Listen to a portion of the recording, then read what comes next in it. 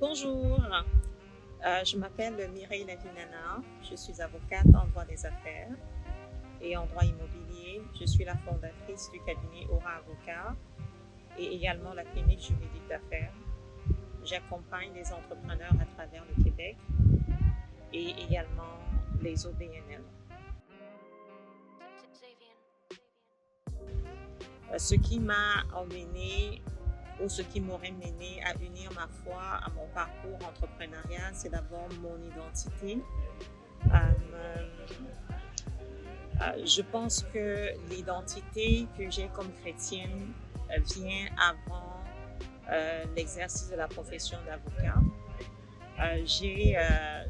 Je pense que j'ai reçu l'appel parce que exercer une profession et même travailler comme entrepreneur résulte d'un appel aussi qu'on reçoit de Dieu. J'ai été très vite dans mon enfance interpellée par les défis que les gens d'affaires pouvaient rencontrer parce que mon père était un homme d'affaires dont j'avais la possibilité de voir quelles étaient ses difficultés. Et même si enfant, parce que quand je parle d'enfant, j'avais 5 ans, quand je dis pour la première fois que je vais être avocate sans véritablement savoir ce que ça voulait réellement dire, c'est parce qu'il y avait une voix en moi, vraiment, et puis je pense que c'est vraiment la voix de Dieu qui m'orientait dans ce que je devais faire. Et puis, c'est cette voix-là que j'ai toujours écoutée. Et c'est progressivement aussi que mon identité comme enfant de Dieu, parce qu'on peut être chrétien sans être disciple de Christ, donc c'est vraiment progressivement que mon identité comme enfant de Dieu s'est peaufinée. Que j'ai grandi également dans ma foi et que j'ai vraiment pu combiner les deux. Je vais dire qu'au final, ce n'est pas la profession, c'est pas la profession d'avocat qui m'emmène à découvrir qui je suis comme enfant de Dieu. C'est vraiment ma qualité, mon identité de chrétienne qui m'a véritablement permis de savoir ce que je devais exercer comme profession. Et puis, je suis très contente de pouvoir combiner les deux parce que, comme je disais tantôt, être avocate ou être entrepreneur, c'est un appel aussi. Donc, ça me permet à mon quotidien de pouvoir toucher des personnes que peut-être un pasteur ne pourrait pas toucher, de répondre à des problématiques qui sont assez particulières, tout en m'appuyant bien sûr sur les valeurs chrétiennes que j'ai acquises et en tout temps guidée par l'Esprit de Dieu qui est en nous.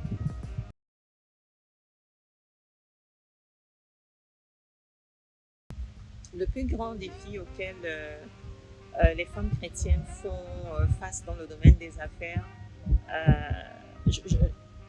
j'ai envie de dire pas le plus grand défi parce qu'on a plusieurs défis et puis il y a des défis qui se présentent en fonction des saisons dans lesquelles on se trouve aussi. On a des défis pour affirmer sa foi aussi dans le monde des affaires. Ce n'est pas forcément tout le monde qui comprend nos valeurs ici qui sont pas forcément exprimées comme on le voudrait, comme on le souhaiterait. On vit dans une société où on n'est pas emmené, où ce n'est même pas parfois toléré de pouvoir exprimer sa foi en Jésus. Donc je pense que c'est un défi. Puis aujourd'hui quand même, de par la profession, je rencontre un peu de tout le monde.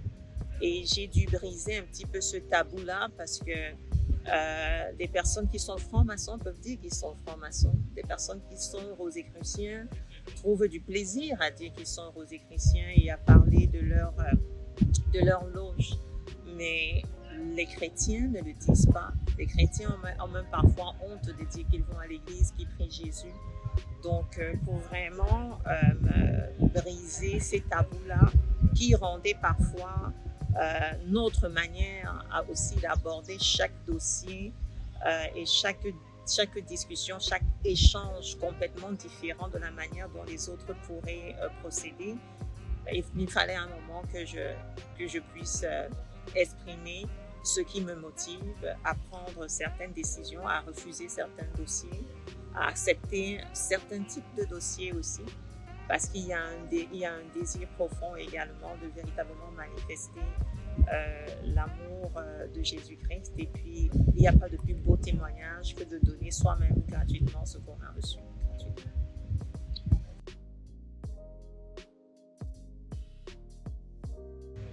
Comment j'entends la voix de Dieu concrètement dans mes décisions professionnelles? Je dois dire que je ne prends pas de décision professionnelle sans aller en prière. Après, peut-être que on peut se dire, oh, mais parfois il y a des décisions qu'il faut prendre assez rapidement, ou bien qu'il y a des décisions qui ne...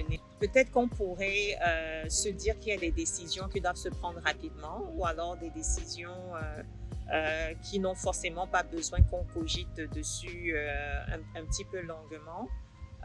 Mais nous savons comme enfants de Dieu que notre Père aime bien qu'on puisse parler de lui, de tout. Ce qui peut sembler anodin peut justement emmener une forme de complication qu'on aurait pu éviter si on avait véritablement consulté notre Seigneur. Et puis la parole de Dieu nous dit qu'il parle tantôt d'une manière, tantôt d'une autre. Donc il y a eu des situations où j'ai été guidée en lisant la parole.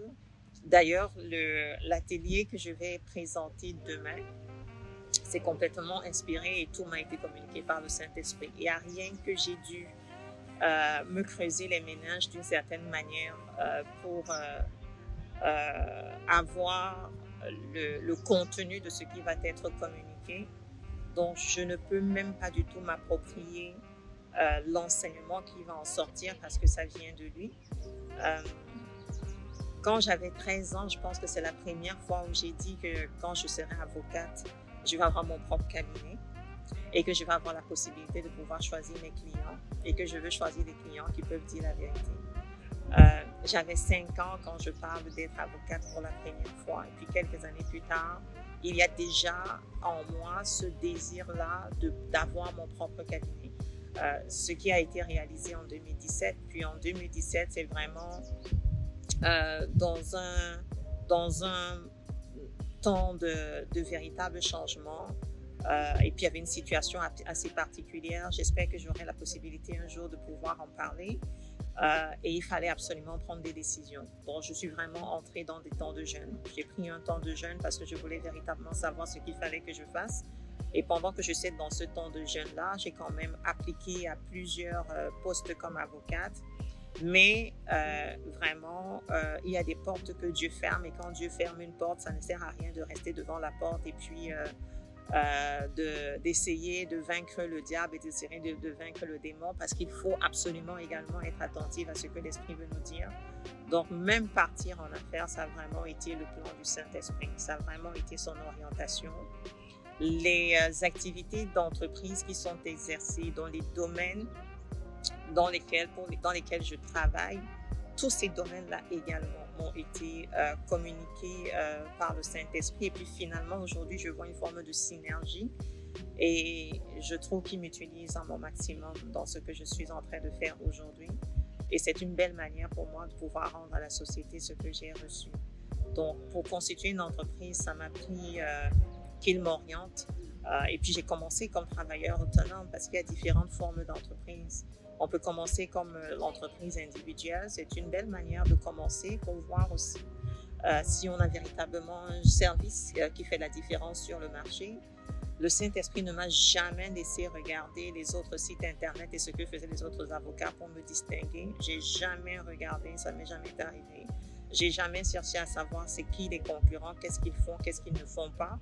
Parce que ce que j'ai toujours reçu, c'est que chacun d'entre nous, nous avons quelque chose de particulier et que si nous voulons regarder à ce qu'un autre fait, on peut passer à côté de la particularité qu'il a placée en nous, dont j'ai jamais regardé. Et puis, jusqu'aujourd'hui, je conduis. En 2020, pendant Covid, c'est toujours sur l'impulsion ou l'insistance du Saint-Esprit que je passe d'entreprise incorporée d'entreprise individuelle à société incorporée. Et ça, il y a eu un temps de bataille. Mais à un moment donné, quand l'Esprit parle, quand on entend sa voix, il faut juste s'exécuter. Et ça a été l'une des meilleures décisions que j'ai dû prendre en 2020 parce que quand on est travailleur autonome ou qu'on exploite une entreprise individuelle, mais tous les revenus qu'on génère sont déposés sur notre compte à nous directement. Donc, on a la possibilité de faire les dépenses comme on les entend. Puis, à la fin de l'année, de son année financière, on va faire ses déclarations de revenus. Si on s'est bien organisé, c'est bon. Si l'impôt ne nous tombe pas dessus. Mais quand on a une société par action, il faut pouvoir savoir si on se déclare un salaire ou si on se verse des dividendes. Donc, j'avoue que c'est des questions quand même qu'il faut considérer. Et puis, on tient compte également du chiffre d'affaires qu'on réalise. J'étais hésitante en 2020. Mais pendant Covid, alors qu'on pensait que tout s'arrêtait, l'activité n'a pas seulement doublé, l'activité a quadruplé, le revenu a été exponentiel. Je n'aurais pas pu faire autrement que de me placer dans une société par action. Et le Saint-Esprit savait ce qui allait se passer. Le Saint-Esprit savait ce que j'allais générer. Le Saint-Esprit savait que c'était plus bénéfique pour moi que ce soit dans une société par action. Donc, ça m'a permis de pouvoir bien organiser et de comprendre la réalité des entrepreneurs aussi que j'accompagne jusqu'ici. Un dernier exemple j'ai envie de dire, de décision prise par le Saint-Esprit, c'est les bureaux qu'on occupe aujourd'hui. Quand je regardais à ce qui pouvait se passer autour de moi en 2024, l'année dernière, j'aurais pu dire non, Seigneur, je ne ferai pas ce pas-là. Mais ça m'a pris un pas de foi pour prendre tout un étage, au 21e étage d'un édifice dans le centre-ville de Montréal. Et de dire, mais c'est là qu'il me demande de partir, alors je vais y aller sans avoir à paniquer. Les loyers, ça va coûter combien? C'est le centre-ville, etc. Et Dieu est fidèle jusqu'aujourd'hui. Je passais par une situation qui, au niveau de ma santé, pouvait être éprouvante, mais pendant que je passais par ces situations-là, le Saint-Esprit s'est vraiment montré au contrôle et où j'aurais pu penser que l'activité aurait baissé et que je n'aurais pas eu la capacité de remplir les mandats que je recevais. Il m'a soutenu psychologiquement, il m'a soutenu physiquement. Et sincèrement, je peux que lui rendre grâce. Donc, dans toutes les décisions que je prends. Puis, il y a des dossiers pour les retenir. Moi, je vais consulter le Saint-Esprit. Et il y a des clients qui vont venir dans ma présence. On va discuter. Si en moi, je ne ressens pas, le Saint-Esprit ne me laisse pas aller de l'avant avec ce client, je vais lui dire non. Et puis, il va me faire regarder à mes valeurs et à ce que je suis en train d'entendre aussi. Donc, ça me permet de pouvoir faire un choix qui va être éclairé. Même au niveau des employés, c'est le Saint-Esprit qui m'oriente, sincèrement. C'est lui qui fait tout. Et puis voilà.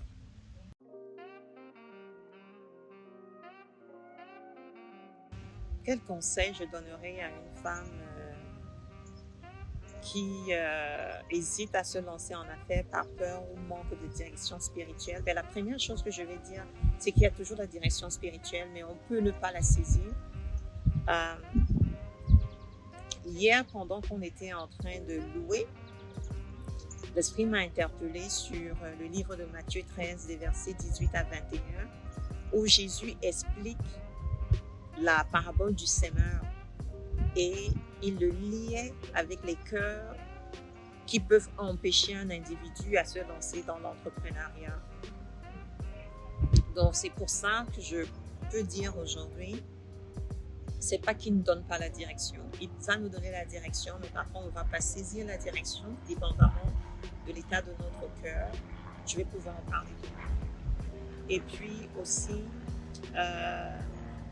il y a parfois des problèmes de procrastination parce que parfois on se dit qu'il faut absolument que tout soit réuni pour qu'on puisse se lancer en affaires. Mais ce que j'ai compris, c'est que le Seigneur a tout fait et qu'à un moment donné, il faut également qu'on puisse être proactif ou actif dans les missions qu'il nous confie. Parce que une entrepreneur qui exerce dans l'enseignement, a énormément de choses à offrir dans l'éducation, que ce soit des enfants ou dépendamment c'est quoi sa clientèle cible. Quelqu'un qui est psychologue a quelque chose d'incroyable à faire dans la vie des familles, dépendamment si le psychologue accompagne des familles, des enfants, des personnes qui troublent de dépendance affective, etc. Donc, on a tous un plan, parce que la parole nous dit aussi que nous avons été formés ou conçus, que nous sommes là de toute manière pour pouvoir exécuter les plans qui ont déjà été préparés. Donc, en fait, le plan, il est déjà préparé. J'ai même pas moi à le préparer. Ce que j'ai à faire, c'est d'exécuter le plan. Et ce qui est beau, c'est que la personne qui a préparé le plan, celui qui a préparé le plan est celui qui donne la capacité de pouvoir l'exécuter aussi, parce qu'on ne fait pas seul.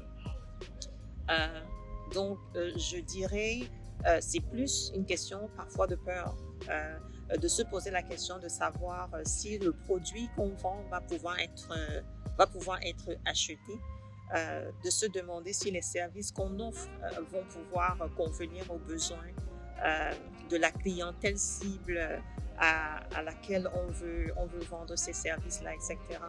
Mais au final, quand on a véritablement compris que c'est un appel et qu'on a déjà en nous les dons et les talents dont nous avons besoin pour faire ce à quoi il nous appelle, je pense que ça rend les choses faciles. Maintenant, la question est-ce qu'on a compris c'est quoi sa vision? Est-ce qu'on a compris c'est quoi sa mission?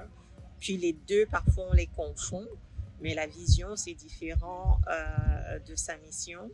Et habituellement, on se dit aussi que quand on parle d'appel, on parle de ministère. Pourtant, l'appel ne s'arrête pas au ministère. Il y a plus au niveau de l'appel.